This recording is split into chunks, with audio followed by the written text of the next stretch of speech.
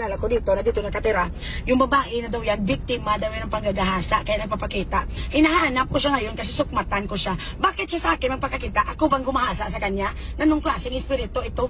Kaya ka na mamatay ng ganyan. Namatay ka na lahat-lahat, tanga ka pa rin. Sa kanami ng pwede mong pahugin. Ako, bakit nung ginahasa ka, sumali ba ako? Anong klase? Hinahanap ko talaga yung gaga na yan.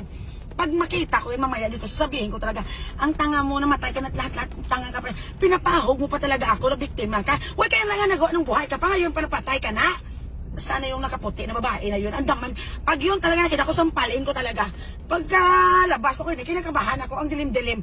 Naglalakad siya nakaputi, umiiyak pa siya. Iyak ka ng iyak. Bakit ako yung kinakalag mo? Hindi naman akong gumahasa sa'yo. So kakalagin mo ako na mamamatay ako sa takot kasi ako kakatulong sa'yo. Bakit hindi ka nagdagalag ng pulis para matulungan ka? Sa akin ko pa talaga nagpakita. Sino ako si Detective Conan? Ano yung matutulong ko sa'yo? Matutuis din ako katulad mo dahil sa kulba. Ano yung mahal ka ng white lady? Kapag nakita kita talaga ha, namatay ka na lahat, tanga ka pa rin. Iba yung nagahasa sa'yo, pati ako idadamay mo. Nanong kasi ito? Pag nakita ko lang talaga yan.